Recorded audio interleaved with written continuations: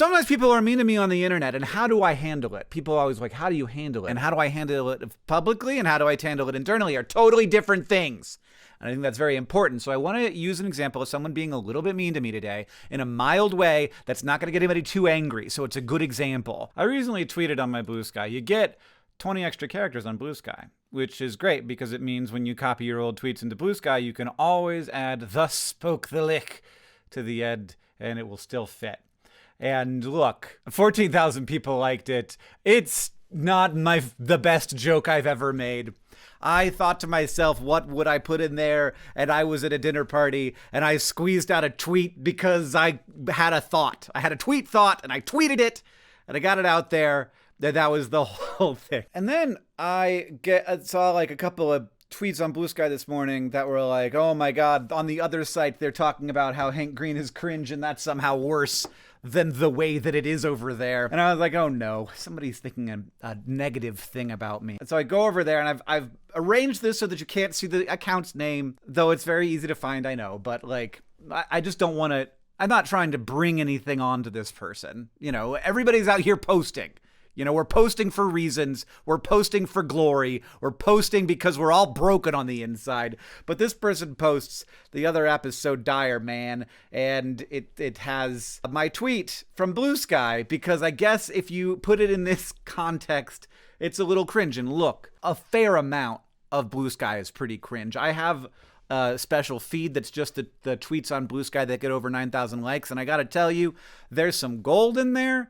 And there is some, oh boy, and there's a lot, you know what there's a lot of? There's a lot of the tweet that goes like this. The people you hate are bad, and you're a good person for hating them. It's in some version of that. And those tweets always do very well. You could always get mileage out of telling people that they are correct to feel superior to people they think are inferior to them. That's a lot of the internet. And I think that those tweets are cringe. And there's plenty of them on Blue Sky.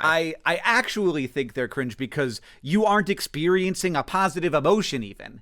You're experiencing, maybe you're feeling good about yourself, but the way that you are feeling is, I think, bad for the world. Whereas this is nothing, you know, it's nothing.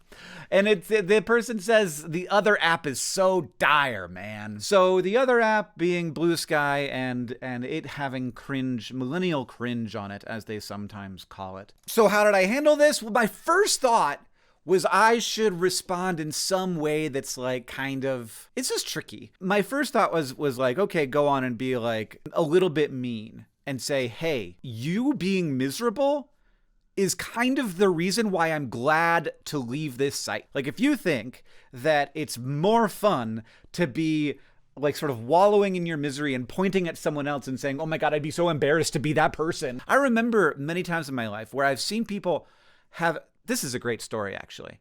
I remember I was at summer camp and there was this guy, and to me, he appeared to be a dork, and he was dancing, and he was dancing too much, in my opinion. I'm not saying it was a bad dancing.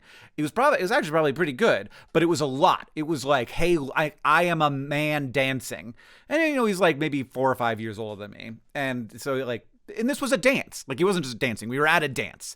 And he was dancing to pop music in a way that felt very embarrassing to me.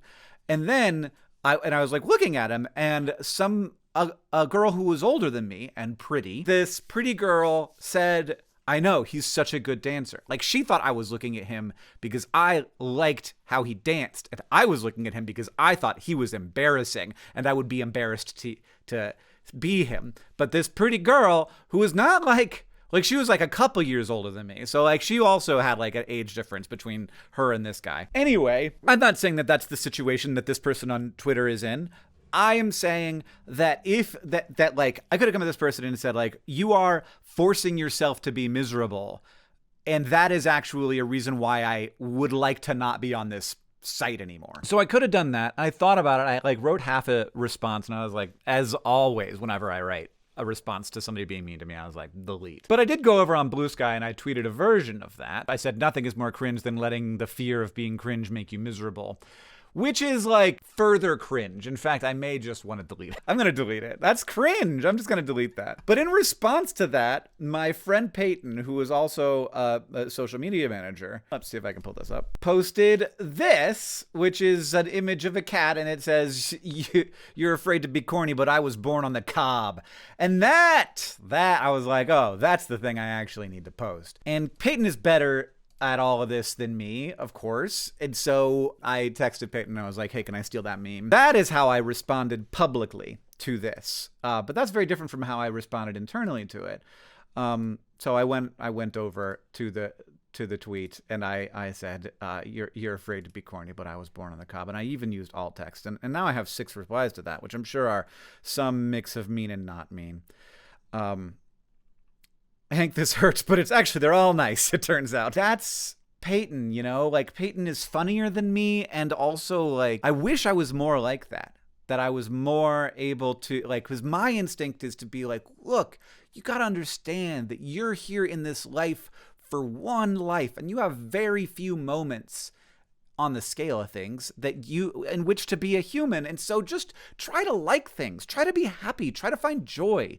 Don't bring the energy of like, hey, look, sometimes when people do stuff, other people think that's embarrassing. And so you should always be looking out and worried about whether you're going to be seen as embarrassing too. That's the kind of thing I want to tweet, is like, don't make people think this way. Don't, like, why point your finger at other people enjoying themselves and bring your misery to the table? That's embarrassing. That's cringe. That's the kind of thing I want to bring to it. Peyton's so much better.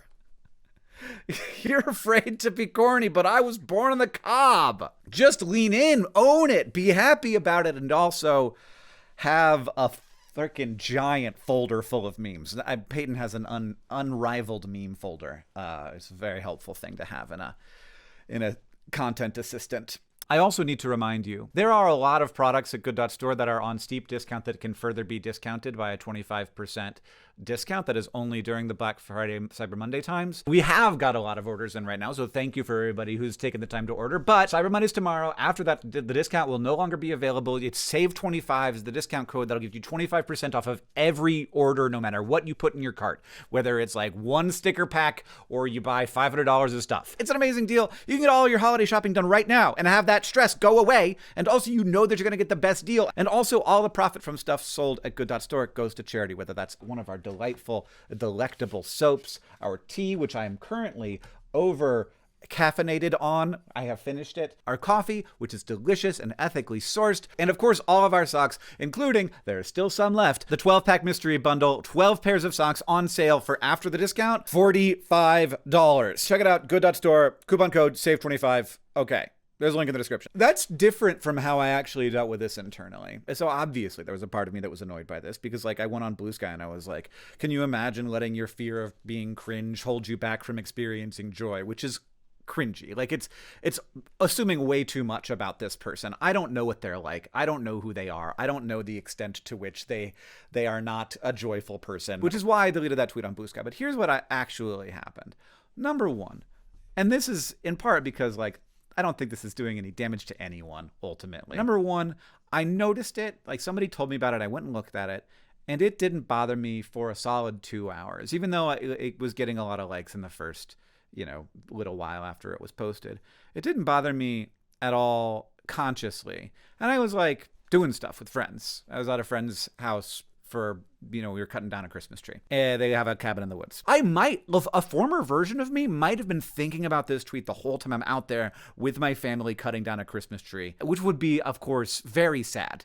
And one reason to never look at the internet. Like, I feel like in the history of me on the internet, I've gotten really used to people, like, I'm not a person to people. I have that experience with lots of people. I think of many famous people as if they are not people. And I imagine that there's no way I could ever say something that would make them experience an emotion.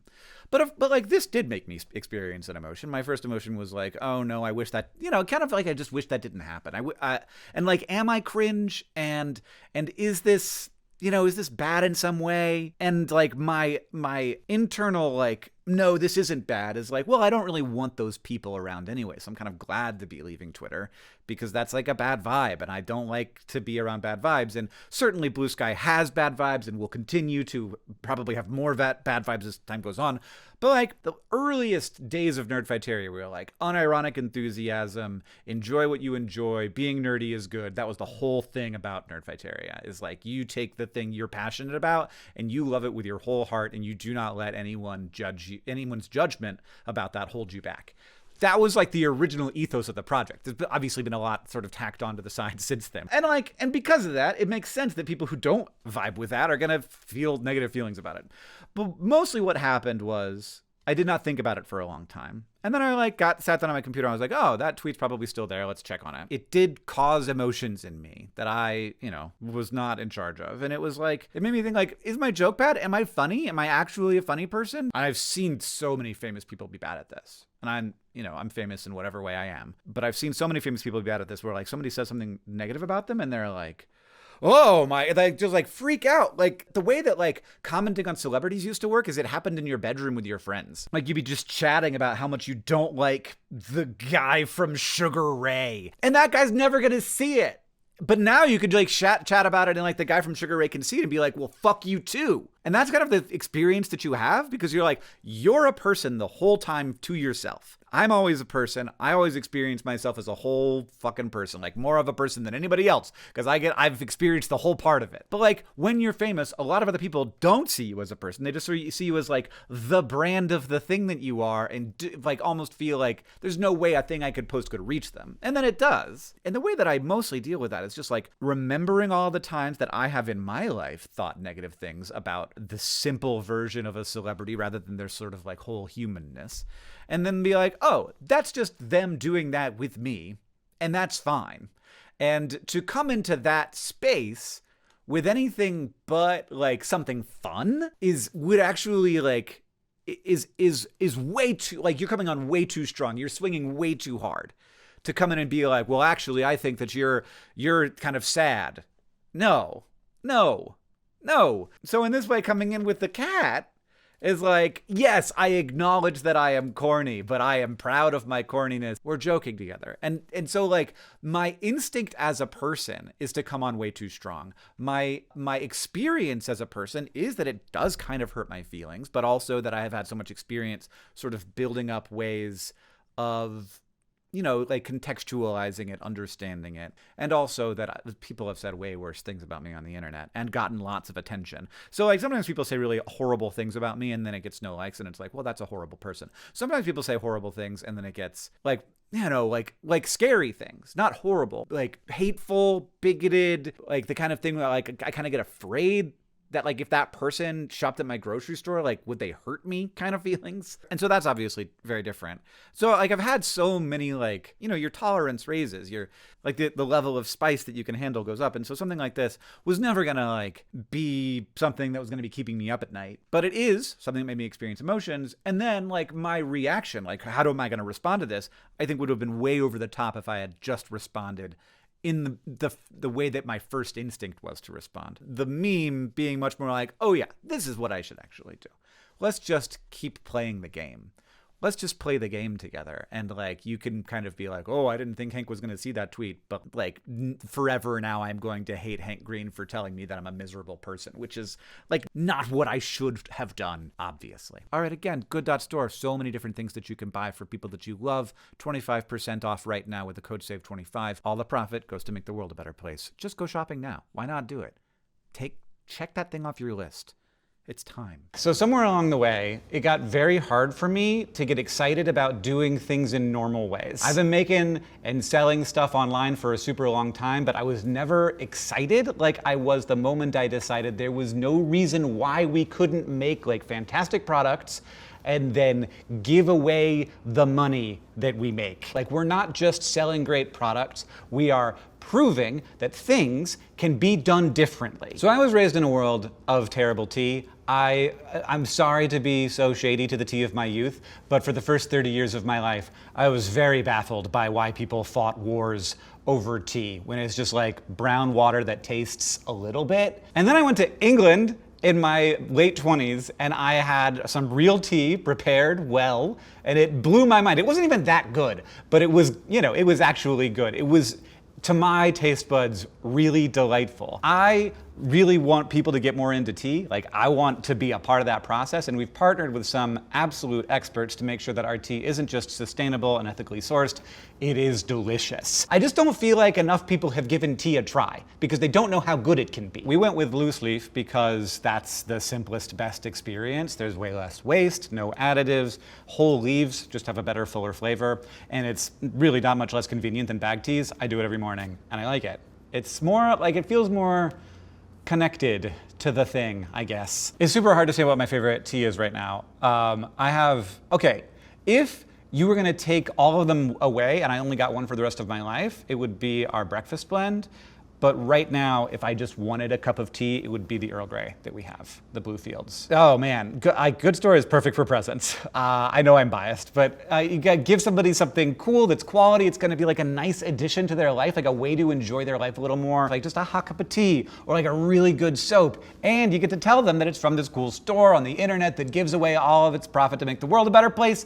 That's just good. Like, I do like 90% of my Christmas shopping in one place now. And instead of the money going to like the Walton family or something, I know that it is going to make the world a better place. Partners in health are just so great. Like, we've worked with a lot of amazing organizations over the years of making content, but the thing that is so impressive about PIH is their focus. They don't just like build the bricks of the hospital. They train community health workers, they earn the trust of the communities where they work, and they don't give up on problems just because the solutions are hard. I am legitimately amazed by their work, and I've seen the impact that they have firsthand. The world doesn't have to be the way that it is. Like, I know, like, we know that, but sometimes I don't think we do. I think we forget it. Partners in Health is built on this rock solid foundation that everyone deserves a shot at a better life.